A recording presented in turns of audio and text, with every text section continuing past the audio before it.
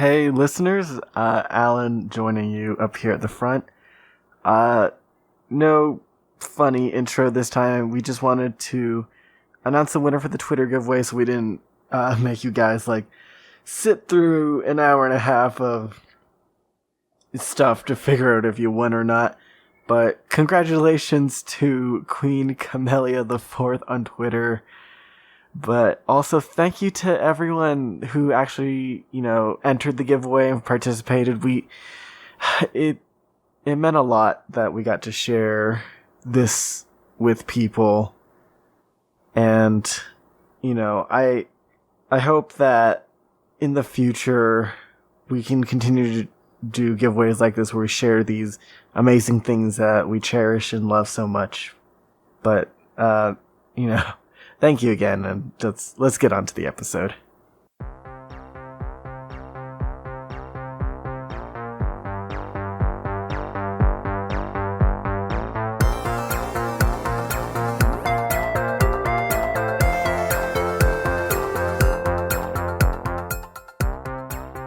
Hello, listeners, and thank you for joining us today on Those Nerds Over There, the podcast where we celebrate and discuss all of our favorite nerd-themed content. We are your hosts. I'm Alan. And I'm Sal. And Sal, oh my goodness, we're here. It's been 1 year. Happy birthday. This kind of really crept up on, at least me. I remember, we were prepping for the giveaway, and I was like, oh shit, it's almost our 1 year anniversary. Yeah, and I was worried we wouldn't hit episode 50, but we did.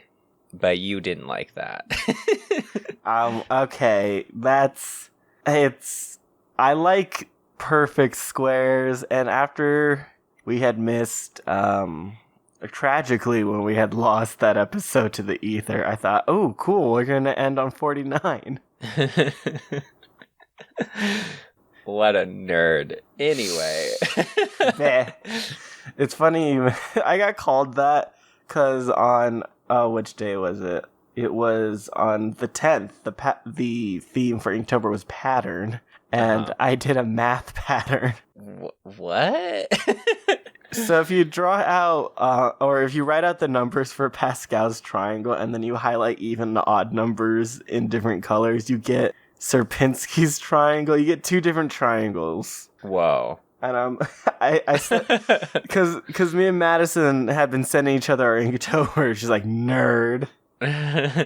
That's kind of amazing. I know, it's cool, right? There's a lot of weird stuff in Pascal's triangle. It's really neat. I want to see this. You're gonna have to send me that. Oh God. I do have a funny story before we start. Oh, I love it. So normally when I'm at work, I listen to a podcast or music, and I am caught up on all my podcasts, and I didn't feel like listening to music, so I was like, well, I'll put on an audiobook. Oh, snap. It turns out I only have one audiobook left in my library since I've canceled Audible.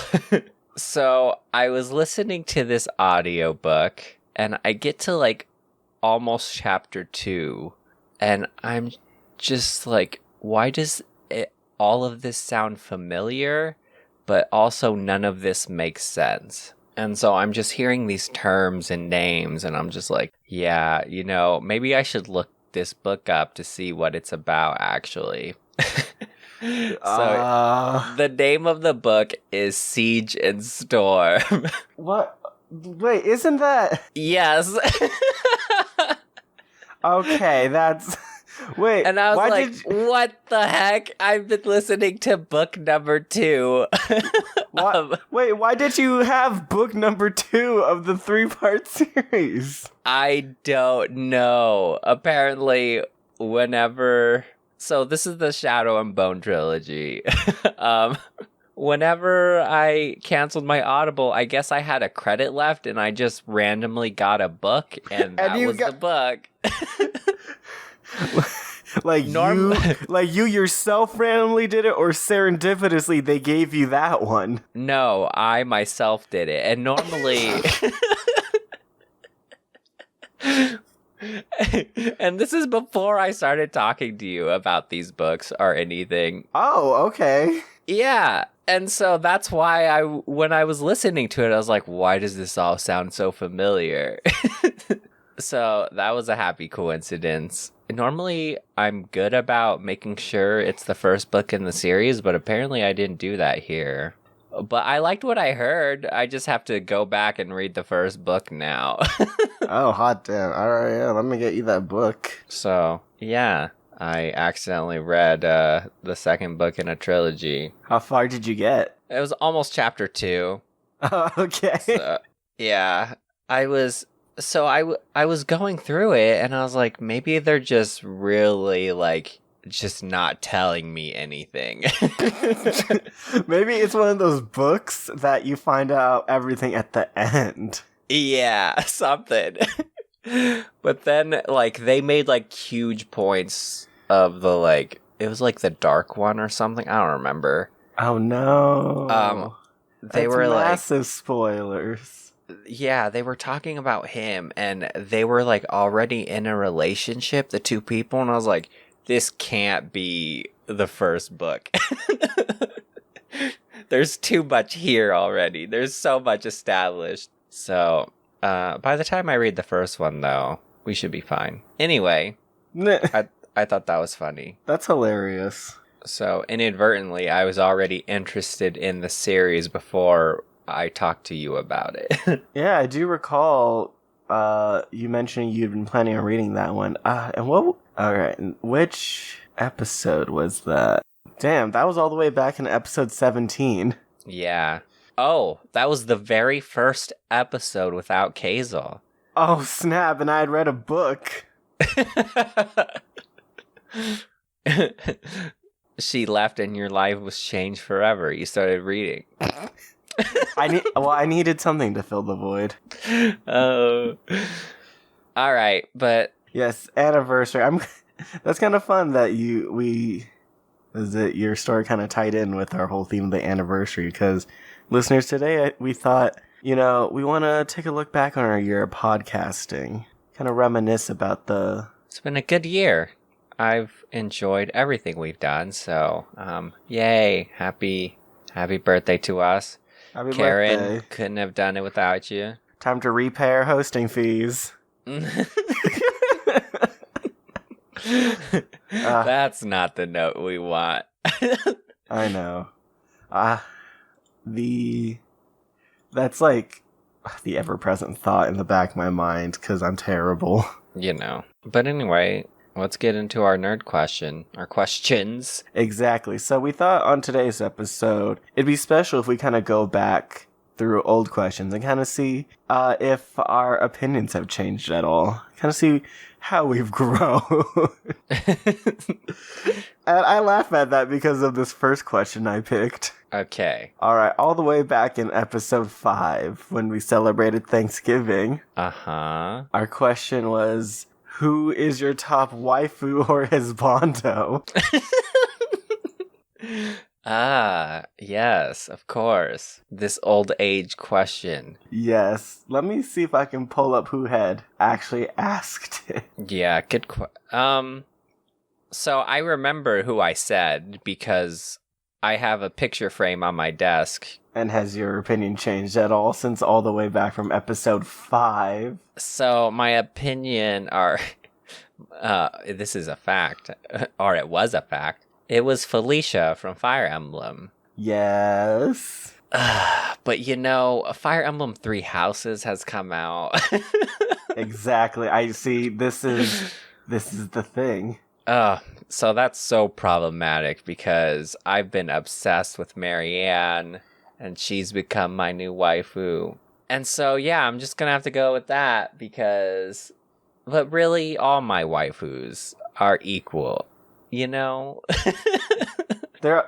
don't get replaced. Your heart is just accommodates more space. There you go. Oh, geez. I'd recalled when this episode first came out, or the question came out, and I don't know why I got so embarrassed initially. Yeah, it's been great. You've gotten into comics, you've embraced waifuism, the 9 yards. Just real depraved.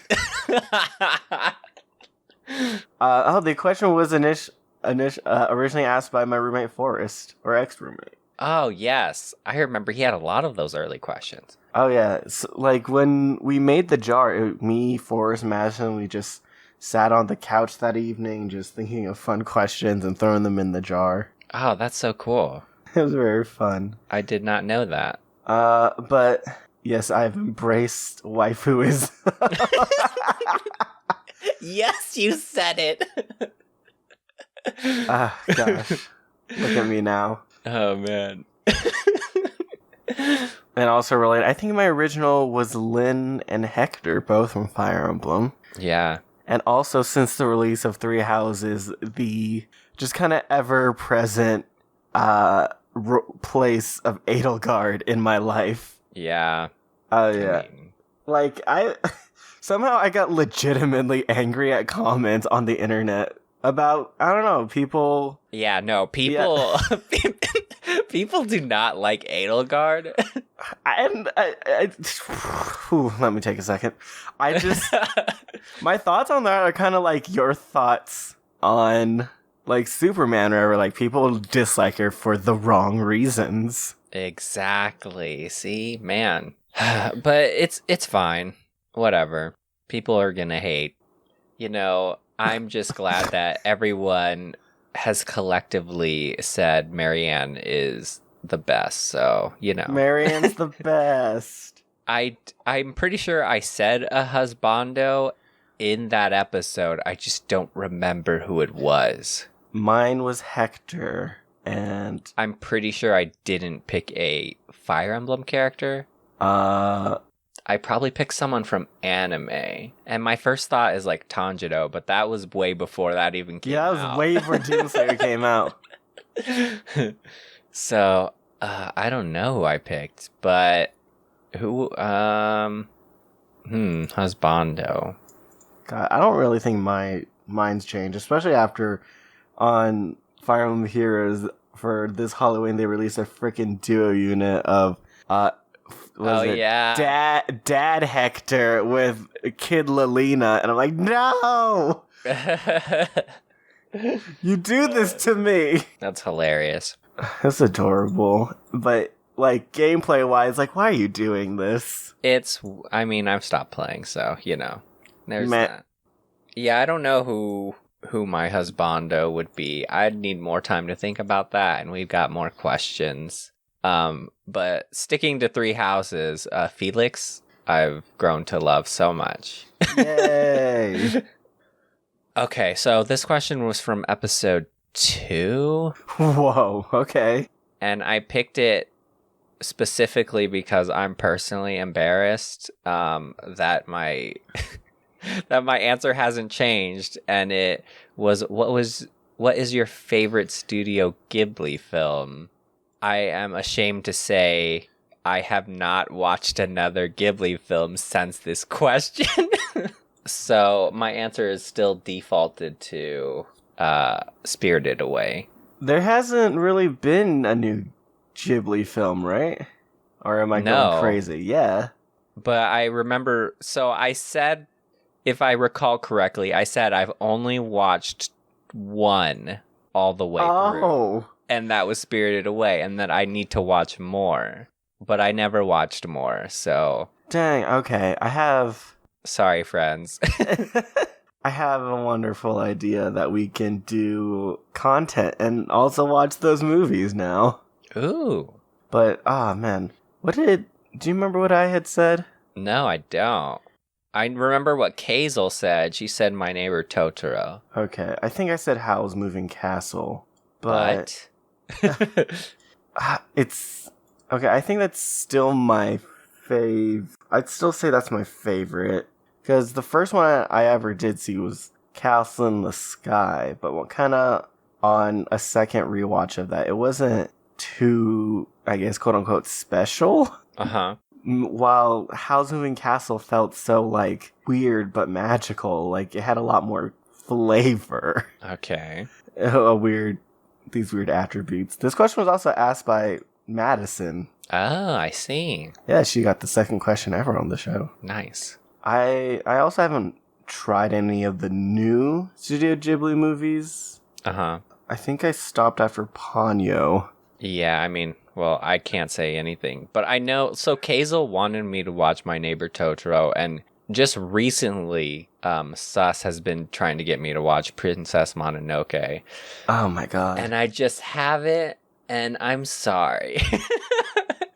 I know they're gonna be great. I don't know why I'm just not.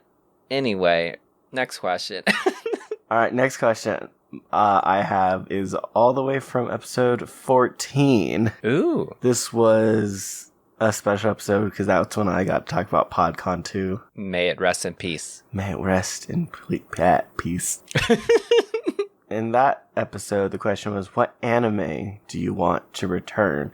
We've had a lot of phenomenal anime come out in just the past year. But what about, anime that we want to return? And this question was asked by Forrest again. Right. So I think in that episode I either said Bleach or ReZero. Bleach? Because I think I wanted Bleach to finish. Oh, okay. I don't remember. I might have said ReZero. The good thing is ReZero is actually coming back. Oh, okay. Yeah, we're getting a season 2. The waifu wars resume. Exactly. Rem is best girl. Y'all can fight me. But, so I doubt Bleach is ever coming back, so... Did they not ever come back for the final arc? Nah, man. Oh, wow, shit. That seems like a weird treatment for a shonen. Right? In that episode, I had brought up, pretty sure Spice and Wolf and Hunter x Hunter, and both need to fucking come back still. Yeah, So, ever since the comeback of, what was it? Fruits Basket? Oh my god, that was the unexpected return. Yeah, since this return of Fruits Basket, I actually have hope that Spice and Wolf will come back. I don't know why those two are correlated, but I feel like anything can come back now because they're bringing back so much. Right, that Fruits Basket return kind of reignited like hope for that. There was, weirdly enough, on Steam like a Spice and Wolf like visual novel came out within the last year. Ooh. But I'm just like, what the hell? Why can't, what, anime, please? Right? How my answers change. I brought this up again because we've gotten so much isekai. It's true. But I want the return of Log Horizon Season 3. Ah, yeah, that'd be good. Oh my god, I feel like Log Horizon was such a good isekai during the beginning of just the isekai era. Yeah. I think isekai, because ReZero was an isekai as well. Yes, oh my god. Isekai have a really bad reputation for not getting season 2s or season 3s. And I think that's because there's so much isekai that they're just like, yeah, they're just one and done. Let's move on to the next isekai. What is this? And it's just like fast food. I actually have 2 isekai on the list that I think deserve a season 3. Konosuba. Ooh, that. They did come back for season 2. Yeah, they did. I'd love for it to have a season 3. Has been like the pinnacle of comedy so far for me. Okay. It's so good. And then the other one, it's called Gate in all caps. It surprisingly got a season 2, but it never got a season 3, and it can do so much more. And I would love for that to come back. What anime is this? I've never heard you talk about this, or even any mention of this from any outlet. It's so it's an isekai. It's weird because it's a reverse isekai and then a not reverse isekai. It's like, so these gates open up in our world that go to another world. And this dude that's in the military ends up getting caught up in it. And he goes to this other world and kind of helps the to bridge like the gap between worlds, because the world is very fantasy-esque and our world is very like military modern day, right? And so at first they're at war with each other, these two worlds, but then this dude is sent to kind of be what's that word for the a person that goes into another country. Ambassador. He's like an ambassador for this world, so he goes and like learns the culture and stuff. And then he brings people from that world over to our world to do the same. It's like, it's serious, but also very comical at the same time. And it's just it's like this weird take because, first of all, like the main character is like an adult. As opposed to a teenage boy. And he has no special powers or anything. I mean, he has his gun because he's in the military. But so does everyone else that goes with them because they take like a military unit to this other world. But it's just weird because it's just them like learning each other's culture, and I don't know, it's really great. It doesn't give enough attention. This does sound familiar a little. I think our friend Hughes explained something about this to me. At least the war portion where it seemed like the modern age just had like decimated. Yeah. Like feudal kind of technology. Yeah, I got Hughes and Sus to watch it, so. Oh, shit, okay. But I guess I never said anything to you. Granted, this came out when you were in college, so you were kind of non-existent. Back in the dark ages. Yeah. All right, I only got one more because I actually put the waifu husbando thing on my list too. Yes, I took it from you. But this one's all the way. This is our very first one. Ooh, okay. Back in episode 1, and I'm pretty sure the question came from you, and it was, which/who is your favorite Batman? Mm-hmm. And I've listened to that episode a lot because it keeps me humble. But so I remember I said Injustice Batman, and then you said Batman Brave and the Bold. Yes, Batman Brave and the Bold Batman. The very opposite of most Batmans we've gotten. Yeah, and I also said I would watch Batman Brave and the Bold, which I still haven't, so. It's not an easy show to find nowadays. True. Is it on the DC Universe app? I haven't heard anything about it being on there, but my god, has streaming apps just killed piracy. Yeah. Not that we're trying to pirate.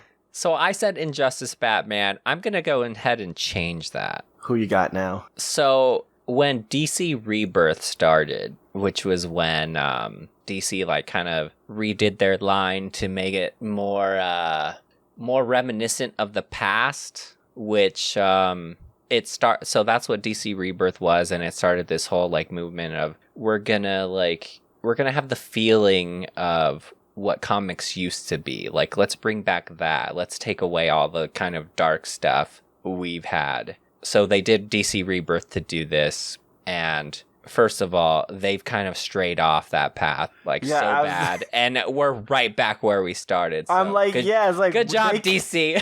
They came out with DC Metal and the Batman Who Laughs. What? Yeah, so, but when Batman restarted in DC Rebirth, they had this run of Batman, which I really liked. It was like the first 5 issues of Batman, and it was about Batman meeting these 2 new superheroes. It was Gotham Girl and Gotham Man. What the hell? Yeah, not great names, but they were Superman-esque in their powers, and so Batman was actually showing them what it meant to be a hero. And he was actually like, hey, maybe these guys could actually be my replacements because they're really good superheroes and they actually have superpowers. And so they're training them. But what ends up happening is Psycho Pirate ends up manipulating these dudes' emotions, and they like go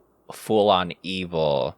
Gotham Man ends up dying, and then Gotham Girl ends up being like so horribly traumatized from Psycho Pirate that it's just all messed up. And it was so heartbreaking to watch because Bruce like had this hope that he could bring up these superheroes and, take Gotham to a better place. But what ends up happening after that is Batman cares so much about Gotham Girl that he ends up going on this like long quest to find Psycho Pirate so that he could fix her. And I love that version of Batman that's like so compassionate about people. And I always forget that that is what Batman is supposed to be. Like, he wants Gotham to be a better place, and he actually cares about people. And so I think any version that kind of depicts Batman in that sort of light is the best version of Batman. But yeah,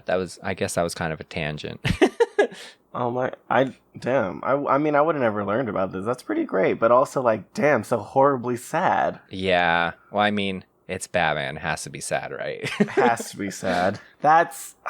This isn't my favorite Batman, but they did Batman Hushed this year. Oh, yes. I watched it. Oh, you did? Holy hell. What did you think? Yeah, you told me it was good because I was on the fence. And I was like, all right, I'm going to watch it. I really enjoyed it. Yeah, I love it. It's sad also, but I love how they just explore that part of Batman where it's like, yeah, he isn't built for relationships. Yeah, it was. I really like that story because it was the relationship, right? Yeah. It wasn't like Batman just needs to solve this crime or whatever. So that was really cool. Yeah, that was great. And no shade to New 52 Superman, but low-key shade. I don't know, like, they tried exploring relationships with him, and it was kind of interesting having him date Wonder Woman at the beginning, and then just in, like, Death of Superman, having him come out to Lois Lane, but, you know, I don't know, just doing it at the end and then just having him die. Yeah. But with Rebirth, they brought back, like, old Superman, and that was actually really good for a time, too, and then now they're back where they started. But, no, my favorite Batman now, you know, was because I read Batman Who Laughs, and it's not the Batman Who Laughs, but it was the Bruce Wayne in that one. Because like it was just interesting. Another part, like at the beginning of each issue, you would have just Bruce monologuing about like happiness, and it was just this kind of philosophical beginning in each one. And you know, I guess you don't see that part, all the like these things going on in his head, because he always seems so stern and militant about his rules, right? Right. You don't get these, like, I don't know what to call them. I guess, like, existential discussions. Yeah, and that's another thing. Like, I always tend to forget that Batman's, like, number one rule was don't kill and don't use guns. Because he's become so dark that I forget that that's his whole thing. Read Batman Who Laughs, people. Yeah, it's great. All right, my next question from episode 15 is actually the first question your brother Eloy got on the show. Ooh. If you could live in any anime universe, which one would it be? I don't really remember mine, but I do remember Kaisel's was super shocking because she chose Made in Abyss. Yeah, I remember that too. I'm like, holy shit. You might as well say The Promised Neverland at this point. I don't remember what the heck my answer was. Okay, so, that's a good question, though. Right, that was such a good question. Good job, Eloy. So, I would most likely want something fun. Right? The funny part was, like, when the question was asked, you were, like, thinking you would just be a background character in an anime, so you wanted someplace that wasn't dangerous. I'm like, why would you think you're the background character? Wow, that's so me. Such a pessimist. Goodness, Sal. I think you went with like a slice of life in the end. I probably did. You know, I'm gonna say, because I don't really have much time to think about this, but something that comes to mind, Black Clover. I was like something fantasy. Yeah, I like their magic system. I'd love to get a grimoire. I'd wonder what the heck my magic would be. That sounds like so much fun. And it's like, it's so integral into like their everyday lives. And I mean, other than like the big bad that wants to destroy everything, if you're just a random person, your life isn't threatened, really. Get the best of both worlds for you there. Yeah, so that's nice. Can I take a stab what I think your magic would be? Please. Okay, this is just based solely on one episode of the show I've seen. Uh-huh. But there was a dude that had, like, the power of art. Uh-huh. And I feel like yours would be kind of a variation on that, where it's like, you could write things into existence. It'd be, like, writing-based. Whoa. That sounds super cool. Right? I love that. Thank you. And, you know, in the same vein, My Hero Academia, that has all the same things that... Yeah.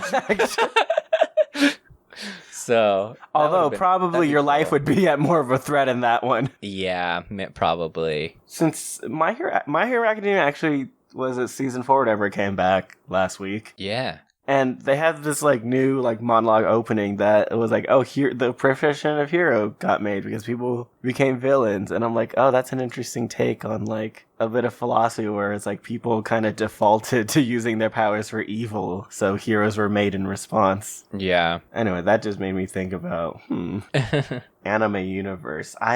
This one's a little of a weird one for me because I don't know if I really want to live in this universe, but it's such a cool fucking universe. And that was like Fire Force. Oh, okay. Yeah, that one's like your life is constantly in danger. It's just each episode when they introduce a new like pyrokinetic user, it's just so cool and creative. Like in our last episode, are you caught up? No, I'm not. Shit. Oh my god. I'm just gonna say it anyway. Okay, go ahead. Spoilers. Like, they introduce another person, and their power is, like, they can shapeshift people by heating up the blood vessels in their face, and then morphing the swelling they induce. That sounds incredibly painful, though.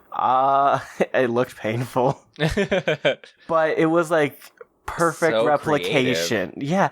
I'm just like, it's just so creative. Like every time how this guy just takes pyrokinesis and like, what can I do with this? Yeah. And kind of in the same vein as you, I was like, if I like, what would be my spin on pyrokinesis? See, my pessimistic self would be like, I'm just the guy that spontaneously combusted and had to be put down. Holy crap, Sal. Alright, so Sal, this next one from episode 25, asked by Forrest. Oh my goodness, thank you, Forrest. Thoughts on Bowsette? Love you, Forrest. I don't think your thoughts have changed. You've always been in her corner. I've always been very pro Bowsette. I actually have too much Bowsette art now. since then. Oh my god. Hashtag unashamed. So, what are your thoughts? So initially I was horribly hesitant. I was confused as all get out about how could this happen. But in doing this show with you, and much in the same way as I've accepted waifuism, more or less, there's a lot more like openness and accepting at my heart, and I can see now that Bowsette's just very fun and a kind of a miracle in kind of internet culture. A happy miracle. Yeah. All right. I like that. She's not my flavor of waifu, but I can see how she's fun. But this is the beauty of Bowsette. You can put the crown on anything. Jesus Christ. Oh, man. All right. And the last one. From episode 26. Asked by another old friend, my friend Martin, what is your favorite video game OST? We've had a lot of amazing video games come out since that episode. It's true. And I brought up this question again because I heard the remix version of Edge of Dawn with even more lyrics in it. Isn't it so good? It's so good. I'm screaming it in my car because that's the only place where I feel safe to sing. Have you found it? Yeah, just on YouTube. And not in the game. Oh, you need to link this to me. Oh, definitely. But I'm just like, how can you listen to Edge of Dawn and still think Edelgard is the villain? My heart breaks listening to that song. It's clearly about her singing. It's just so good. Oh my god. It's so good. Edge of Dawn. So, like, Fire Emblem 3 has this OST. is why I brought this question up again. Yeah.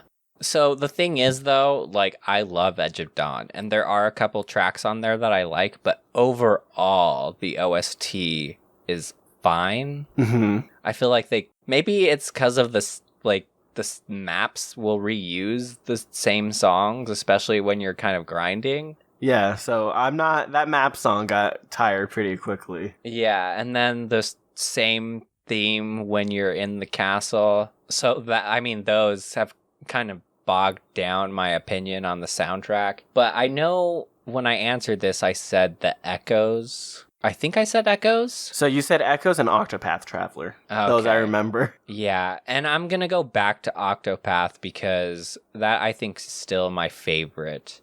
Ooh. I've since then listened to a couple more. I know I listened to Celeste, and that one's really cool. And I forgot what the other one was, but Octopath, definitely, I love that soundtrack to death. All right, before going on to the rest of the year, we definitely need to thank our patrons. So thank you so much, Eloy and Sus and Neil, for being there for us and giving us an incredible year, our first year in podcasting. It's some of the happiest moments for me, like right now. Yeah, and shout outs to Johnny, who was a Patreon before, but had to stop for financial reasons. Oh my gosh, yes, our first. Yeah, he's been very supportive as well, so thank you all so much. Sal, I want to know how, just kind of first in general, how do you feel about our first year? Or how do you feel after our first year? Right. So it's kind of weird because at the same time, it doesn't feel like it's been a whole year. No, it doesn't. But then it does feel like it's been a long time when I actually go back and listen. So it's like in this weird middle ground. But yeah, it's been incredible. And I know when we first started this, we were like, all right, we're going to commit to a year and then see what happens after that. And I feel like I can do this for like way longer now.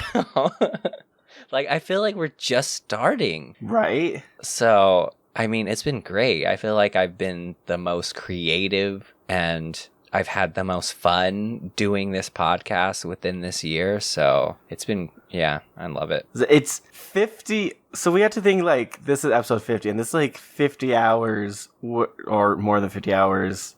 But you know what I mean? Like, and that doesn't really feel like a lot, right? Yeah. But yeah, it encapsulates a whole year of us doing this. It's pretty incredible. Yeah. Overall, looking back, I feel pretty good. I actually feel great. And I'm pretty proud of us, Sal. Yeah. We made it. We're here. Yeah, and, you know, all in all, we only missed 3 weeks. And even on those weeks, we still released something. Oh, yeah. We never missed a week. Of upload, yeah. Of upload. So... I think that's pretty incredible. Knock on wood.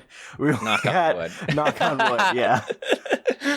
But Sal, this is like the first creative thing I ever really did. And I'm having, I feel a little ashamed, a conceited sense of pride, you know, when I think back on like, shit, we made this thing. And yeah. I'm so proud. Yeah, yes. So that's good. Our overall feelings are good. Yeah.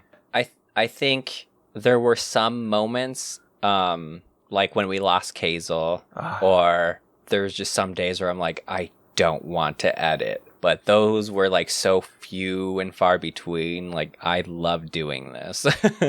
I think that's a great segue into, like, there have definitely been, like, tough times. And I want to know, like, what have we learned from our year in podcasting having to deal with those moments? Yeah, I think the one thing we've learned the most is just audio and production. Yes. Air quotes. Definitely, like we definitely developed skills in the podcasting realm, but we're not savvy on the technicalities of audio production. Yeah.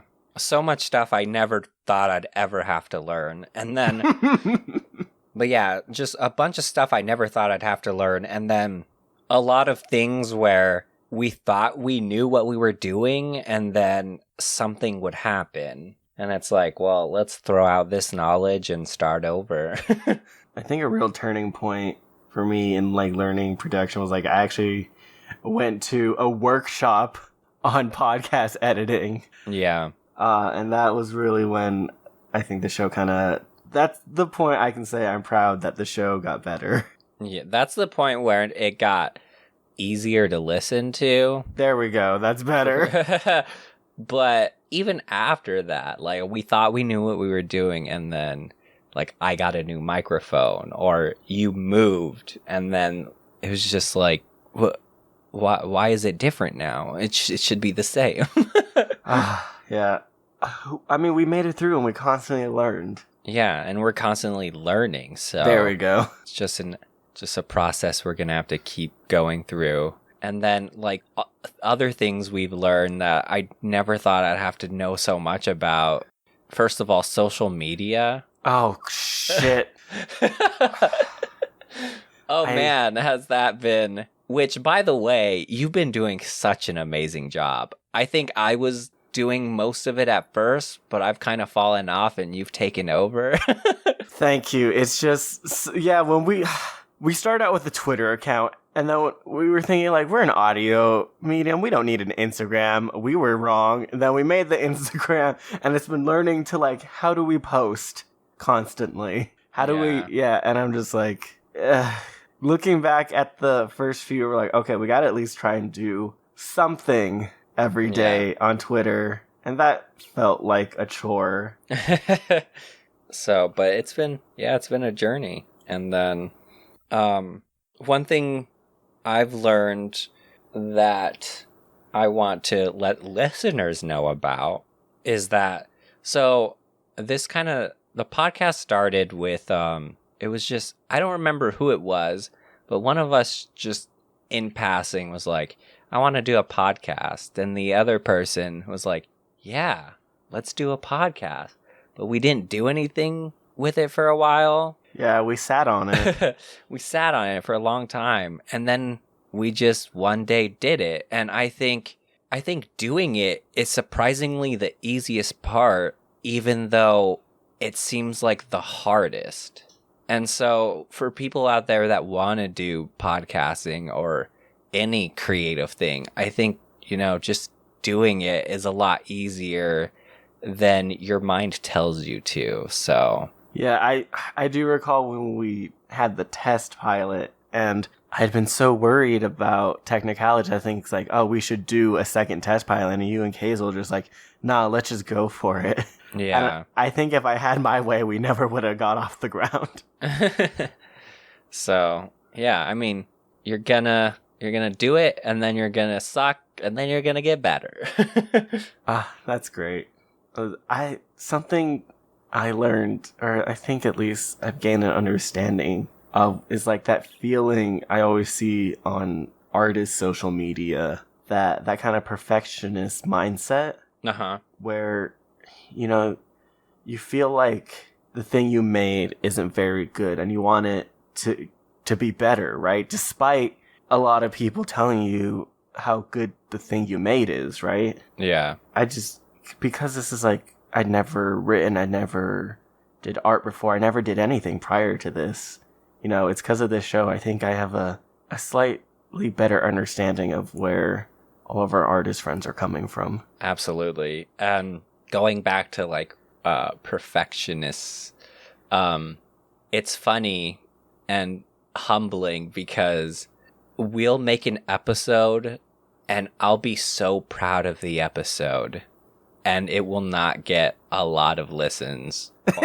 even like our standard listening, right? Mm-hmm. And then we'll go and make an episode and I thought it was just a dumpster fire and it gets all these listens. You just don't know what's gonna stick. You just have to do it.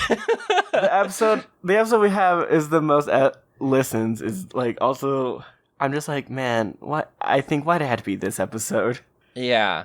But I mean, like, I'll take it. People like it. And so, Yeah, it's learning, humbling, all of it. Taking things at your own pace. I remember like starting maybe halfway through, I was like, we're not getting traction or anything. But you kind of have to remember we've started from nowhere. Yeah, like we're a couple of nobodies.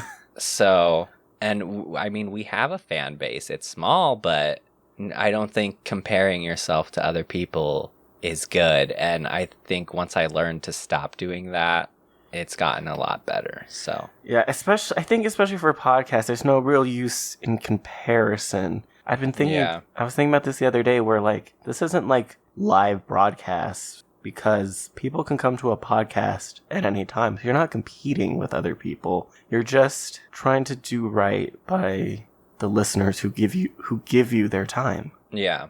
And it is essentially art. Like no art is technically better than the other. Everyone's just wants to make something, and people will like certain types of art and other people won't. So this is lovely. But anyway, this is the world I get to be a part of now. I don't know. It's something I'd never would have foreseen for myself. Yeah.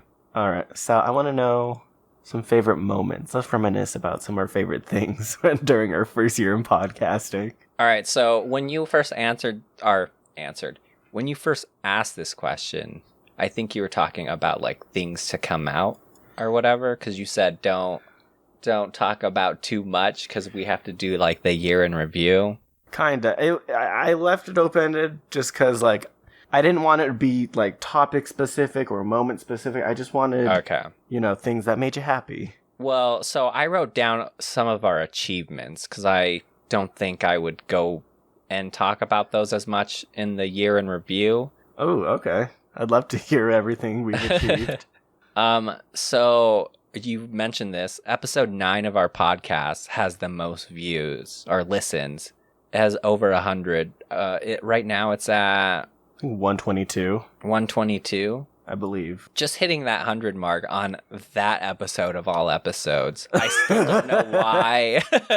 I still don't know why, but I think that's super cool. Maybe it's the SEO on the Sonic movie? I don't even know, man. Because I think at first it was only like, it like spiked, right? With like 70? Yeah. But then it tipped over 100 at a later time. So, like, I feel like the hype for that Sonic movie or the hate for the Sonic movie went down, but people still listened to it.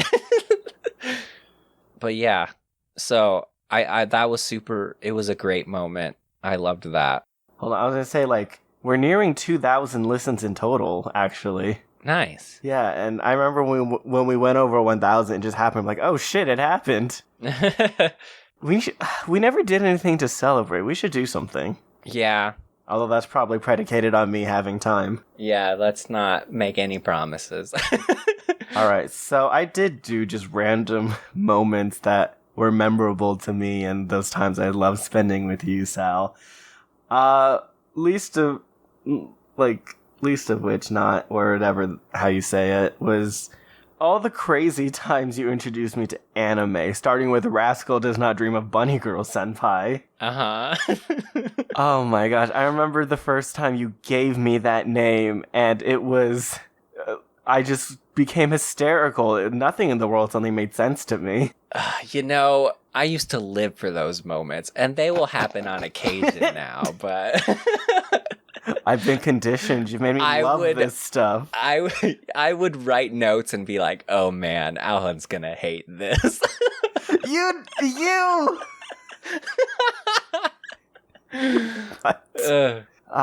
Yeah, but then when I subsequently watched Rascal, and I even cursed you after, because that show made me cry the day I was introducing a subletter. Yeah, it's just embracing the absurdity of things.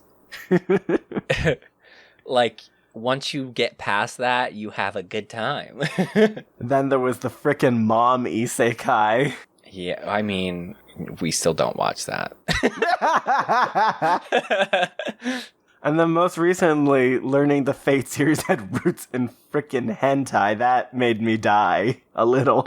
even more recently when I mentioned Jesse with wet hair. Oh my god. That was something I didn't expect, but you reacted, and it was great. That it was a good morning that day, and I was ready. I had rested. It was just introducing you to things. Very challenging. Yeah. I love it. It's great. We have a good dynamic. And then a lot of actually no, your turn. Go.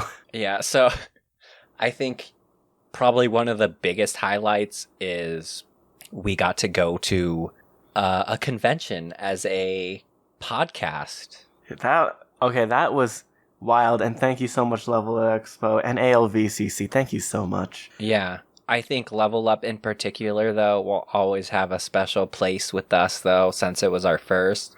Yeah. But, man, like, from doing the whole, registration thing and then getting accepted and the whole panic of not knowing what the heck we were gonna do. But then getting there and just experiencing it and getting to cover it on the podcast was just so much fun. I really love those episodes. Maybe it's just like now chasing this like fleeting feeling, but you know, when we talked about those like meeting the people and the panels, it's just there's something passionate in there. Yeah. And I remember you saying it'd be cool if we can like start going to these conventions and meeting like lifelong friends or whatever. And I cannot tell you how pessimistic I was about that. Like, we're not gonna meet anybody that's gonna end up being our friends, but we've met so many cool people that we talk to. I don't want to jinx it. That's what I want, and it's kind of happening, and I love it. Yeah. So, oh man, there's too many people to shout out about that, but just all the people we met. I'm sorry, Sal, but I have most of them listed later on. Well, I meant you can do that at the end, but not right this second. But yeah, it was such a treat. And then going to Amazing, which was like a bigger-ish convention, but then us like knowing kind of what to do, we like threw out a bunch of stuff we tried to do in our first run. Yes. The first run I love was incredibly enlightening. Second, yes. Amazing. At least going through the convention, it felt better. I didn't want to completely die. So, but yeah. It would be wrong if I didn't mention this, but so much of our year was dominated by Fire Emblem. Yeah, it's funny. So I wrote these notes, and then at the very end, I just put one sentence. Oh, also Fire Emblem.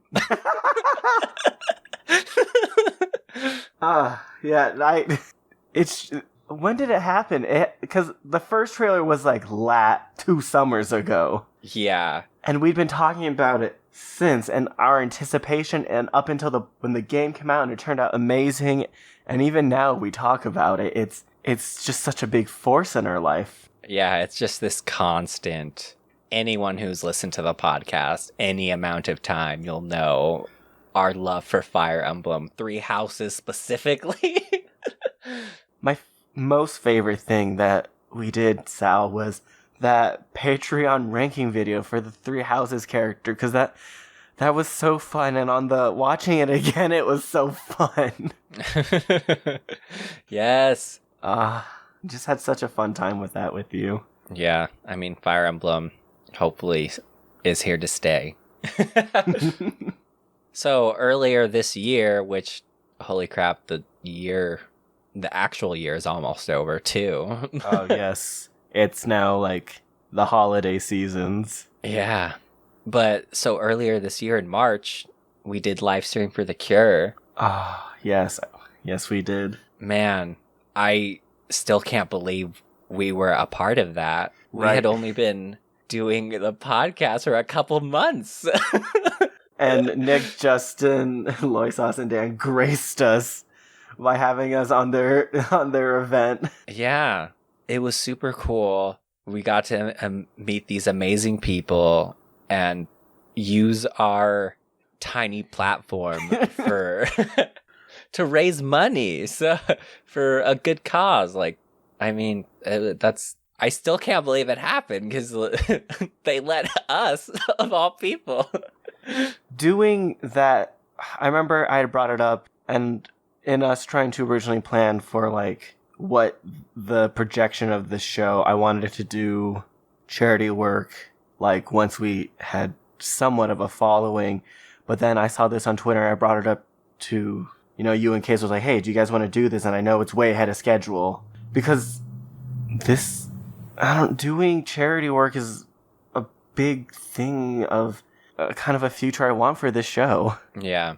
And, them letting us be a part of that, it really was a dream come true for me. Yeah, we definitely have to do more of that. I mean, we've definitely met a lot of people from charities since then, so. Yeah, it was a Critical Care Comics. I tried my best to like reblog and stuff every time they post, and we've donated comics since then.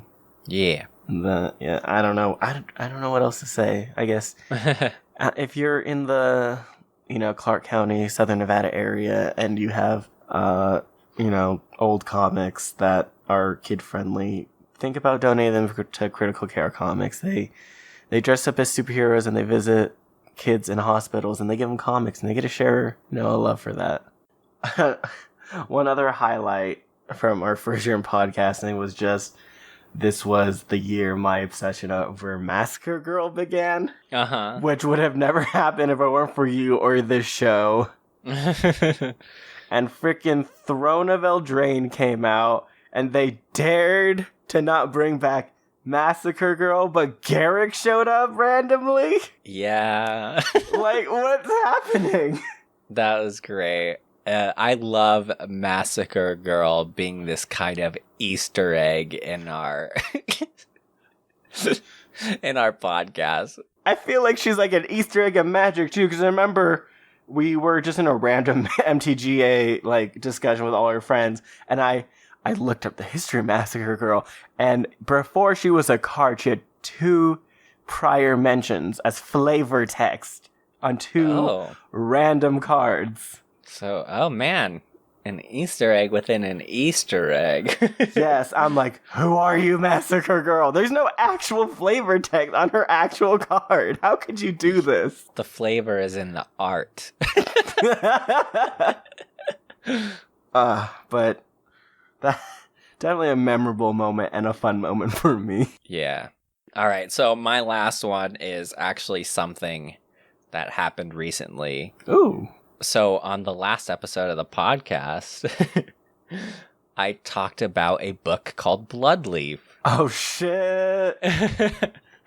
And it just so happened that when we released the episode, the author, Crystal Smith, she listened to the podcast. Oh my God, thank you so much, Miss Smith. That made our day when we saw those comments. Oh my God, I had just woken up from a nap and I seen you mention it, and I was just like, I cannot describe. Oh man, I just could not believe that happened. And I was so happy, and then thinking back to the episode, so embarrassed. I know, I'm like, oh God, we said so many dumb things. Just so much emotions, and I was just like so giddy for the rest of the day, and I told everyone. Oh, Sal. It was just like this super cool moment that this creator of something we love would grace us with a listen and actually respond, and that was super cool. Oh my gosh. So thank you so much, Miss Smith. It means way more than you realize. A wonderful year. Yeah. All right, so now I kind of want to know, moving forward, what are some of the things we want to do, Sal? Yeah, so This one's hard because I know for like at the beginning of the podcast, I had all these ideas, right? Mm-hmm. And I'm sure you did too, but yeah, like we tried very hard to be strict and militant. I remember we had a meeting at a Steak and Shake yeah, trying to, get those organized. And we stuck to it for a pretty long while, but then it just kind of became, I want to say, draining. yeah. So I think the best things that ended up happening to us and that we've got to do were never planned, and they were just opportunities that presented themselves to us, and we took it. And so I don't think I have plans. I'm just excited for what things might end up happening, if that makes sense. You're excited for more of the unexpected. Yeah. No, but that does make sense. I did have two kind of concrete things moving forward that I would like. Go. So first and foremost, moving forward, I definitely want more guests for the show. Oh yeah, we talk about this. We talk about this collectively constantly. But the difficulty in having guests was, for the longest time, we had technical difficulties, and we've spent a good amount of time trying to work them out. And I think, Sal, we're finally at a point, or at least for the most part, we can get usable audio. And we think, but that, we can have guests on now, and I think those episodes are going to be doable. I believe this. So, but then the second obstacle came about where you got a job. Yes. So now it's all the scheduling and but it's always been scheduling. I mean, but now even more so. Yes. So fingers. Yeah, crossed. Definitely. I very much have more respect for podcasts that have guests on every week. Oh, Jesus. Yeah, like, I don't know how y'all do it, but you guys are amazing, and please, I just want you guys to know that.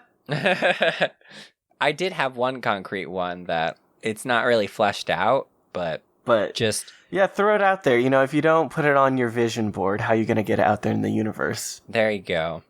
More content for our Patreon. Yeah, this month was a little dry because we were doing life and the giveaway and the show. Yeah, so, I mean, just in general, I wish I had more time. And I feel like I can make more time, but, The one thing we never have enough of, Sal, is time. But exactly. But I do appreciate the time we do have, Sal. Thank you. All right, the second thing, which is crazy, and we just talked about my lack of time, was I want to do more conventions. Yeah. I mean, I think since the first convention, we were like, this is something we want to do all the time. They're so great. We only did 2 conventions during our first year. And, we'll forever be grateful to Level Up Expo and Amazing Las Vegas Comic-Con. Thank you. You graced us with those opportunities. And even though at the end of those days, I felt like dying from expending all the social energy I'd built up over the last 20 plus years of my life. And money. But the friends we made, the moments we got to share, those were some of my favorite days in 2019. Absolutely. And I think we would have done more if, not for life stuff and money. So try to hit more next year. Now, we talk about this on occasion, but we were inspired by other podcasts before starting this one. And I think we should talk a little more on that, elaborate a little more than we have in the past. Okay. Would you like to go first? Sure. So I thought about inspired, and really there was one big one. So I'm only really going to talk about one. Uh-huh. And I feel like I already talk about them too much, but forever and ever, I will be inspired by the McElroy family. They're the whole reason I listened to podcasts. I got into podcasts in general because of their family. And ironically, the first thing I saw from them wasn't podcast. It was a dumb video series on Polygon where they made monsters and character creation systems. Nice. Yes. But their family, every week, they brighten up my day with just how wholesome and goofy they are. They come from very humble beginnings, and they've stayed kind and humble, and they've only ever used the influence they've gained for good. And I can, like, week to week, I come back and I see that, and there's this hope in me or this want that I just want to be able to emulate in some way that kind of positivity they put out into the world. Yeah, man. Yeah, and I have like a special thank you to Sydney McElroy, who, during the last PodCon, I got a chance just to like ask her for some advice. Like, I'd ask, hey, any advice for someone wanting to go into medicine but still wanting to do podcasting? And it was simple advice like block out the time for doing the things you love. And it's one of those simple things that you think, oh, this is pretty obvious, but putting into practice is pretty difficult. But I try my best to live by that. And well, I think it's also one of those things that but until you hear it from someone else's mouth, it kind of doesn't sink in as much, I guess. Yeah, the weight of those words, that advice, and the weight of actually doing it never really set in until we made this show. And yeah, like, Sal, I love making the show with you so much, but early on there were some pretty legitimate moments where I just kind of questioned everything. I'd been passing on like social gatherings and other fun outings and just kind of some other stuff, and I found myself questioning like, why I'd been putting in so much effort into the show. And honestly, if it weren't for meeting and listening to the McElroys, I don't think I'd be here with you right now. Wow. Thank you. Yes, thank you so much to the McElroy family. I love you. I love y'all. Yeah. I mean, all I know from them is that one graphic novel you let me read. But I'm sure, that was great. I'm sure they're great. They're some of the most wonderful people that I have the pleasure of semi-knowing, I guess. Yeah. I don't know anyone really who or met anyone that does a podcast, but that would be neat to meet one day. We've met a couple of other podcasters, but just Inspired was the thing that lingered in my mind, is why I just went with the McElroys. Yeah. So the podcast that came to mind was similar to yours. The one that got me into podcasts to begin with. Mm-hmm. So the podcast name is Only Stupid Answers. Yes. And so they were from a YouTube channel called SourceFed that ended up getting canceled. I guess like a company got a hold of it and just kind of axed the whole thing. And so two of the guys, Sam and DJ from that channel, went and were like, we're going to do a podcast. And they started it. And I was like, well, I guess I'll give it a listen. And I fell in love with it. Like, they're pretty similar to what we do. At least like the beginnings of what we did. Because I feel like we've kind of come into our own now. Yeah, I like to think we have. We've gotten our flavor. Yeah. They're just very nerdy, talking about comics, movies, TV shows, etc. And just like their energy and how much fun they had doing the podcast they were doing, like, made me want to do a podcast. So I think without them, I would have never even considered the idea. So, thank you to Sam and DJ of Only Stupid Answers. I think they recently hit their 3rd year. Woo! So, congrats. A lot of anniversaries this year. Yeah. That sentence was stupid. Just like every year. Another podcast Unless you have more. That, like I said, the word that stood out to me was inspired, and Yeah. that just I owe so much, I feel, to their family and the joy they've brought me. Nice. I wrote down 3, so Yeah, go for it, man.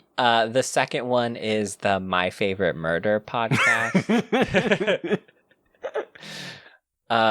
Georgia and Karen. It's a true crime podcast, but also a comedy podcast because they are so freaking hilarious. But they also tell these crazy stories of murder. And it's just this weird mix, and it's so good, but something they said in an episode, I don't even remember when it was, but it like stuck to me. They were just talking, and I'm pretty sure it was at the end of the episode, and they're like, yeah, everyone should have a podcast. Everyone has something to offer the world. And then, I don't know, in that moment, I was just like, you know what? I can do that. So, I mean, nothing like, because our podcast is so different from theirs. Like, nothing specifically from their podcast, just something they said once just stuck to me. Everyone should have a podcast. That's wonderful. Yeah, I love that. And then the last one is actually something I just started listening to a couple months ago now, but it's really helped me just creatively. So I think it's helped with the podcast as well. The podcast is called Right Minded. Oh. WRITE. Yes, I do remember you mentioning them. Yeah, and it's hosted by Grant and Brooke. And Grant specifically, he's one of the people behind NaNoWriMo. Oh shit! Okay. Yeah, and their whole podcast is about just giving inspiration to writers. Like, that's their whole podcast. They constantly have guests on that are established authors, and they like tell their story on how they got published and, you know, where they came from. And it's just this constant like stream of encouragement and inspiration. And one specific thing Grant has said that's really helped me is that you're not a writer because you've been published. You're a writer because you write. And you know, again, it's just one of those things that it's like, yeah, it's just, you get it. But until you hear someone say it, it doesn't have that effect. And so, I don't know, they've just really helped me creatively throughout these last couple of months, which I've really been needing for Inktober. So, yeah, if there's been a drain on creativity, it's going to be this month and next month. Yeah, so I'm very thankful for them recently, and it's just happened to also help the podcast too. So So I think closing out the episode, we should spend some time thanking the people that have been with us on this journey. So first and foremost, Sal. Hello. I want to thank you. Oh. Sal, thank you so much for doing this crazy podcasting thing with me, and thank you for putting up with me, my social anxieties, bending to my work schedule, and you know, just thank you for being here with me each week so we can just goof and talk about these nerdy things. Heck yeah. When we were talking about starting this podcast, I was actually coming off of the tail end of one of my most depressive episodes to date. I don't think I've ever really talked about this with anyone, but, you know, doing this show with you, it made a really big difference, how I felt afterward. So yeah. So I just wanted to thank you. Yeah. I mean, I never knew that. So that's I love that. And I mean, the credit is definitely not just on me. Like, thank you for, you know, going with this stupid idea I had of a podcast. Oh, so thank you, Sal, because it's because of you in this show that I can say I'm a lot happier and I'm in a much better place than I was then. Yeah, I mean, I think I'm definitely in a better place too. So, like, I don't know. It's just, I've always been a creative person, but never willing to show people anything. And I think since this podcast, I've been more open to, showing people these things I create. So without the podcast, I wouldn't have gotten this far. I want to say over the past Inktober and you showing your drawings, I got really jealous actually because you actually can draw really well. Thank you. To be fair, I put so much hindrance on myself that you were only left with, oh crap, this is actually good. I didn't mean to imply that I expected something bad. I'm sorry. I mean, but it's my fault because I say I'm so bad so often that, I guess I can say I am a decent artist. But yeah, it's been great. And, it'd be a crime if we didn't also thank Kazel so much. Kazel, thank you so much for joining us when we started.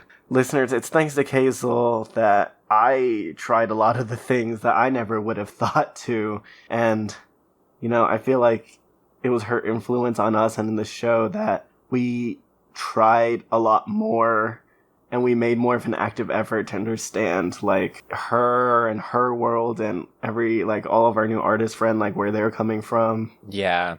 Like even after she left, she's been such a cornerstone of everything we do. She was there throughout the conventions. She's helped us with this giveaway. She's like constant pillar in our podcasting life. Her ghost will always be in each episode. There you go. She's not dead though. No.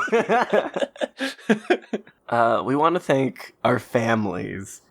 For me, my sister has been so supportive, which was actually really surprising to me, actually. I don't know why I had initially thought in my mind that if I'd shared this part of my life with my family, they would have told me to stop. But, ever since I told my sister we'd been doing this podcast, she's been nothing but supportive. She always sends me congrats on our Instagram whenever we post to our story. She tells her friends about her show, and she even donated money to the show, so she's actually like one of our patrons, basically. Oh, I did not know that. Yeah. And then a big thanks also, Sal, to your brother and your mom. They were there with us since episode 1 also. They've been so supportive.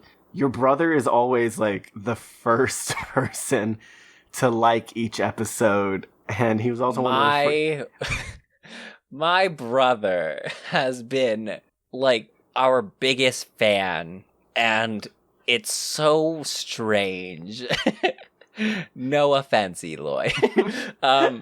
Yeah, just the amount of like love and encouragement he has poured out towards this podcast and me doing this podcast. I have a strained-ish relationship with my family. So when I started this podcast, I thought, my immediate family wouldn't care. And like my family kind of over here, like with my cousin and stuff, they would be the ones to support me. But it's been the opposite. Like Ricky, despite being the same kind of nerd, he's like never really listened to an episode, and he's kind of just like, yeah, you do it, I guess. But Eloy's been there just every step of the way, constantly liking and listening. He always, for like months and months, he doesn't do it as much now, but I know he definitely still listens. He would always send me messages and tell me like, you're doing so well, and I liked this about the podcast, keep it up. It's just been like so encouraging to keep going. And he was one of our first Patreons as well. So he's putting his money on the line too. Yes, thank you so much, Eloy. So, I mean, yeah, like, and, you know, for the longest time, he was our biggest form of advertisement.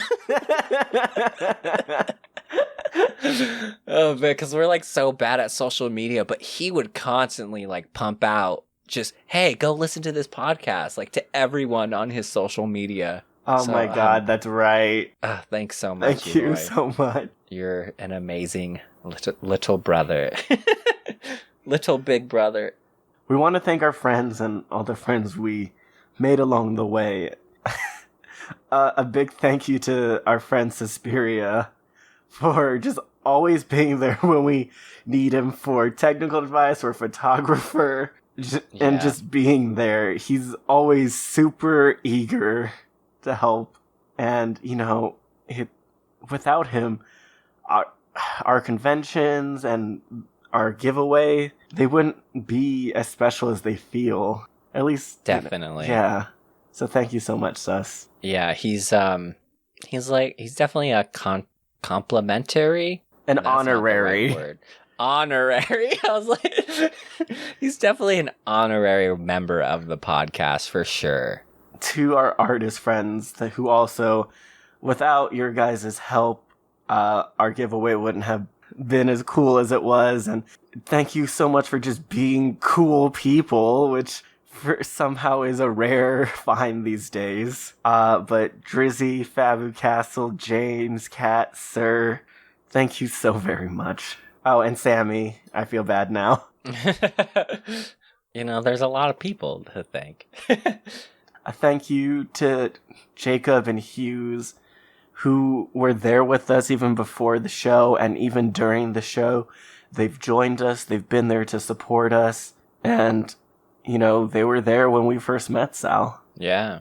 I want to say thank you to the random people on... So I stream with Sus on Thursdays. The random people, our fans, I guess, on that stream have come and listened to the podcast. So Scobray and Shay, Emerald Pen, whose names I don't know in real life. But... you know, thank you to you guys for sharing the podcast and listening as well. I want to thank Forrest and Madison Vicky, my roommates from Seattle, for, you know, being there for me during the inception of this show. Like I said, Forrest helped us really early on with nut jar offerings, and he filled in for Hazel for an episode too. Yeah, our first guest. Yeah, Madison made up for all my social anxieties at PodCon. She was such a huge help, you know, helping me pass out business cards and just evangelizing for me. And she was there to listen. She was there to listen to our pilot when we needed feedback for the show. Yeah. Oh man, to anyone who listened to our pilot. Yes. I remember I tried getting everyone to listen to it, and so to the people that actually did, you're the real ones. Vicky helped spread the word about our show to a lot of our Seattle friends, and she always sends me encouraging messages on Instagram about episodes. Nice. One of my coworkers, Priscilla, don't know if you're gonna hear this, but she was someone I was randomly mentioning at the beginning of our episodes. Yes, there's finally a name to a story. Yes. She has a name, and she happened to listen, and she's been nothing but supportive since, and she's just a great friend, so much more than I ever thought she would be, because I'm usually not friends with my coworkers. But thank you, Priscilla. Thank you for telling people to listen. You're great. I wanted to thank also my friends Jeffrey, Benson, and Gerard, who were also there from the very beginning. They also listened to our pilot. Nice. And they always give me very good constructive criticism, and they always do whenever I need advice on how we should approach something. Even for the giveaway, Jeff gave me, advice on how to run it, like this is how you should set it up. This is how you should promote it every day. This is what you should do. They're always there when I need to just have some dumb fun. So thank you. And, lastly, I just want to thank you to Karen. That is all. All right. I did want to do just two more, Sal. Just two more. Bear with me. Just a thank you again to Epic Film Guides, Nick, Justin, Loy Sauce, and also Dan from Netflix and Swill for having us on live stream for The Cure again. That was just an incredible weekend that restored some of my faith in humanity. Yeah. And it made me proud to be a podcaster. And then last, we want to thank you listeners. We want to thank you for the time you've given us, and we hope we've done right by that time. And thank you so much for participating in the giveaway if you stuck with us this long. We had so much anxiety going into the giveaway, and seeing everyone's responses really made it worthwhile. Yeah, we've got some super wholesome answers. We got some wacky answers. A lot of Demon Slayer answers, which makes my heart so full. So thank you so much for joining us, and we'll see you again next Wednesday. Goodbye.